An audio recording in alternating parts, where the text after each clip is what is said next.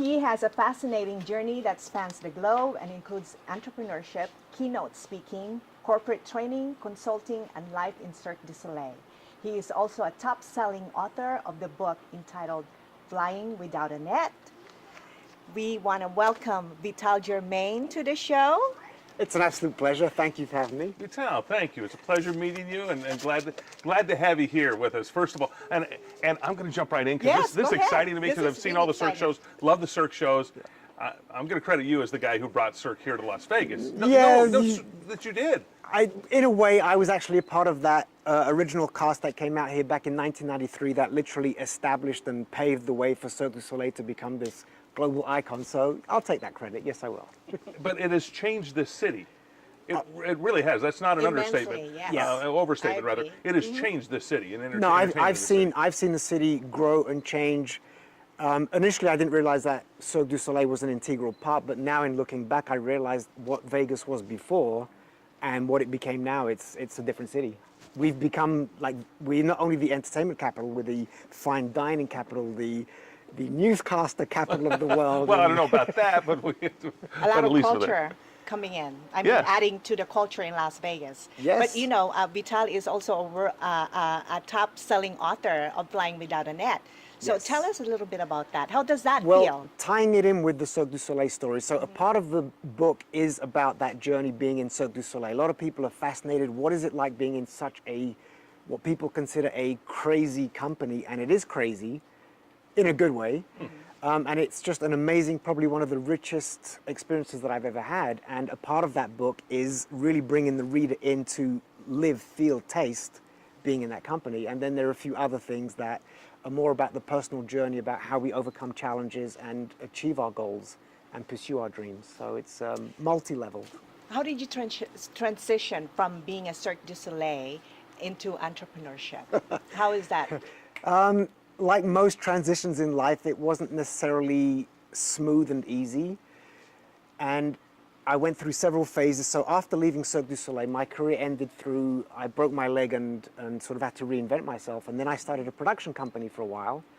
And I packaged all those learning experiences and decided, okay, what's my new chapter? What do I really want to do? And I wanted to inspire people. And so that was sort of the transition. And it was a question of going back to school, learning the business side of things. As a performer, it's not quite the same. So it was a challenging journey, but that's life. Also, as a performer, okay, first of all, I want to get on the performance part and your broken leg a little bit. Sure. Because this is athletics, and people, if you go to a Cirque show, you understand that these are athletes there. Besides performers, they're tremendous athletes. What was your role in some of your early Cirque shows here in Las Vegas? What did you do? And then, if you don't mind, I'd love to hear the story of the broken leg and how that happened and what took place there. So initially when joining Miss Dare, I joined as a dancer / bad acrobat. I was a street break dancer. And they invested time to train me. And then so I mainly did bungee trapeze, which is aerial. Okay. But I also did a bit of dancing, a bit of tumbling, Chinese poles, walked on stilts. In what shows? Miss Dare. In Miss Dare, okay. Miss Dare, so original cast. And then I left Miss Dare, and then I went on tour with another show called Kidam. That was the US national tour, and that's where I had the tragic career-ending injury.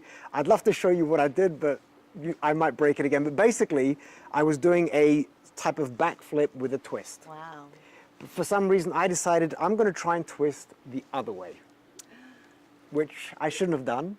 And I landed wrong, broke my ankle and my leg, and that was a very sudden end of career. So what are the most meaningful lessons you've learned from Cirque du Soleil? That if you're going to try something new, make sure that you've done the research before you just randomly try a new acrobatic trick or in sports. You were flying without a net. Is what you were doing. I was trying to fly without a net. I hadn't quite figured it out just yet, but I like how you tied that in. That was very well done. Thank you for that. There were so many things that I learned. One is about the value of creativity, the value of being open-minded, the value of taking a risk, being willing to fail. In most organizations, in most jobs that we do, we're afraid of failing. At Cirque, they thrive on, give that a try. That doesn't work, but let's try this now. And that process of taking risks and pushing people out of their comfort zones really sets people free and makes them discover that I can do so much more. And that set me free and empowered me to try new things. You know, you notice he has a British accent, right? He has a multicultural background. And yes. Yes. So you were raised in Great Britain. Yes, so I've actually learned to condense my multifaceted background into one short sentence. Oh, So okay. I'm a Belgian national with a British accent, born in the Democratic Republic of Congo, who got to live the American dream by way of a French-Canadian circus. So, And now in Vegas. and now I'm in Oh, Vegas. by the way, Yeah. now in Vegas. But you were French Canadian living there because, as most people know here in town, that's where the Cirque shows came from. Yes. Of course, from Canada. Mm-hmm. So, Montreal, actually. so Yes, you, yes. you were there in Montreal with Cirque at that time, and Yes. then I'd love to hear who said, hey, let's try Vegas. Let's go bring some of the shows to Vegas. Were you privy in some of those discussions? Were you Whether it's official, I can't say, but the stories that I understood was a question of they had initially wanted to get into the Vegas market, and I believe it was through Caesar's Palace, who they didn't quite get it. And then I think Steve Wynn, the innovator. just built the Mirage, so in '89 the Mirage is just built in Vegas. Treasure Island, where Mystere still is. Still is. The original still is there. And the original Cirque production that came to Vegas was a show called Nouvelle Experience. And they literally housed them at the back of the Mirage parking lot in a tent. I know that area. They had a lot of fights there. There were boxing events with there Yes. too. Oh no, I know that was Roberto Duran and Sugar Ray Leonard. That was the third fight classic, was there. the classic Yes, boxing fight. Yes. Yes, that was when he said no mas. Well, No Mas was prior to that. That was- okay.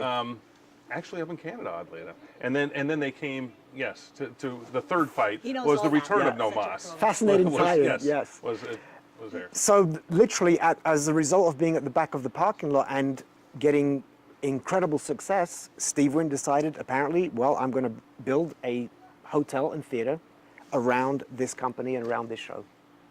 Wow. And the rest literally And the rest is no. I go to Cirque shows and it terrifies me. And I mean that seriously.